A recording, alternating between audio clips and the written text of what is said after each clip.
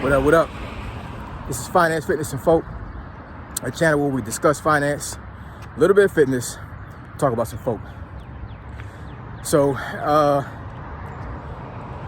the time of this video, which is April of 2023, I have a little bit over 500 views on a video that I made a couple of days ago about VA disability. So as to date, that is the most viewed video that I've had since I've been on YouTube. And I made a video, I want to say maybe like almost a month ago now. And the title was, what does God want you to do, right? So that's the second most viewed video I've ever put on YouTube. So I got a video that says, what does God want you to do? And I have a video about VA disability. So I'm putting two and two together. And I think God wants me to start putting out VA disability videos, or at least information about VA disability. So that's what I'm going to do. And I'm going to try to navigate this thing as far as like trying to keep a balance between some of the other content that I put up here. But I mean, quite honestly, it might come to the point where I may have to make a separate YouTube channel just for VA disability. Haven't got there yet. We'll see what happens. But I really think that that going over these things when it comes to VA disability is more important now than some of the other topics that I go over. So what we're going to discuss today is, what is the PACT Act? What is the PACT Act? That's P-A-C-T. Please excuse my southern drawl. Sometimes certain letters I pronunciate kind of badly. So y'all excuse me as far as how I pronounce certain things, right? So anyways, the PACT Act stands for Promise to Address Comprehensive Toxins. Promise to Address Comprehensive Toxins. So this this VA law was passed back in August of 2022.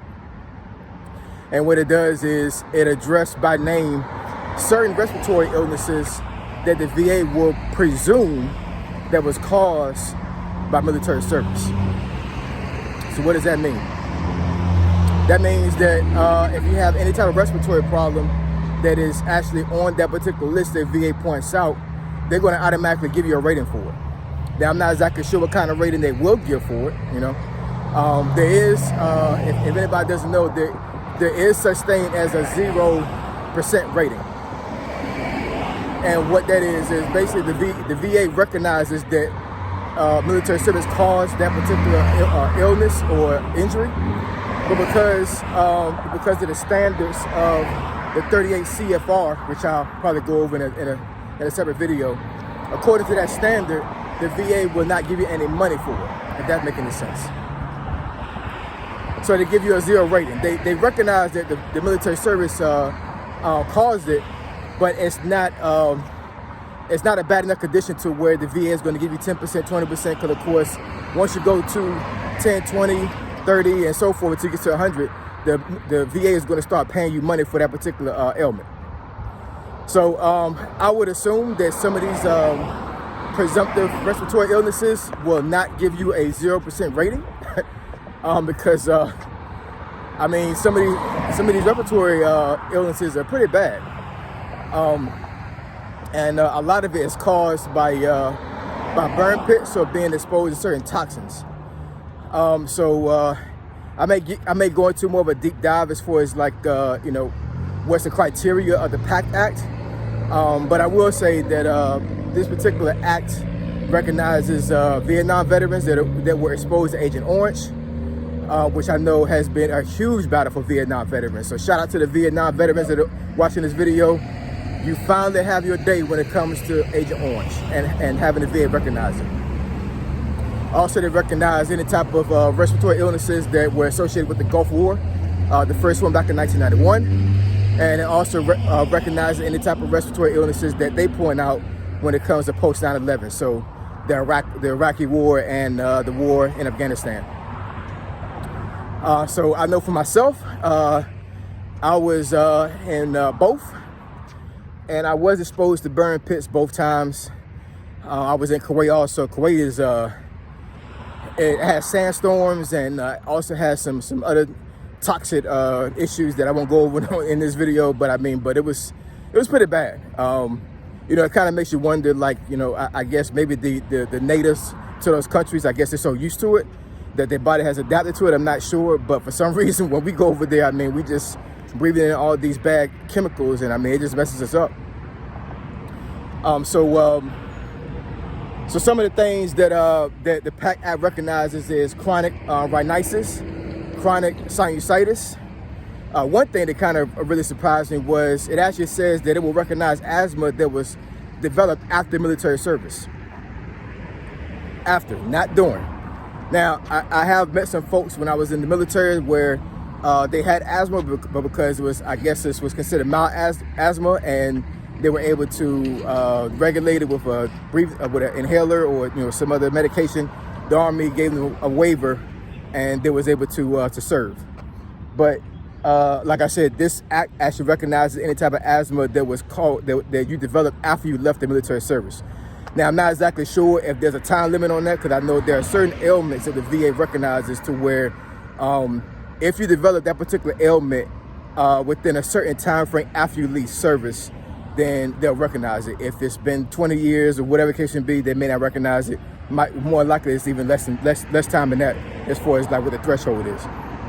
So I'm not exactly sure with the asthma, but I would have, yeah, I don't know. I have no idea. I would have to look it up. But that's big, because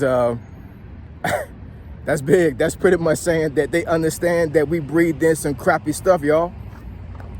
And for them to say that, hey, you know what, if you got asthma within this time frame, or right after you left the military, then we're going to presume that the military caused it, and we're going to give you a rating for it. So like I said, this act is pretty big when it comes to veterans. There are so many veterans out there that were in the war and was exposed to all types of toxins, burn pits. I know the first couple of years in Iraq, I mean, how was we going to get rid of waste? We burned it. And I mean, folks that have not been over there do not understand like how bad those burn pits were. Burning crap, burning anything in those burn pits. I mean, like, it's crazy. You know, like, folks have developed cancer, folks have developed serious respiratory illnesses. I mean, it's really bad. So this is a huge win for military veterans. I would suggest you put in your claim in immediately, if not soon. I mean, get your rating, y'all. Get your rating, because the VA is giving you they're giving you an olive branch. They're pretty much telling you, hey, look, we recognize that we put you in a situation to where you are breathing in some really bad stuff. So we're going to give you a rating if you file. The VA is not going to file for you, y'all. Even though they're saying that these respiratory illnesses were caused by military service, you have to do the work, the legwork, and put in your claim. So if you need help, reach out to a VFW rep. Reach out to the VA themselves.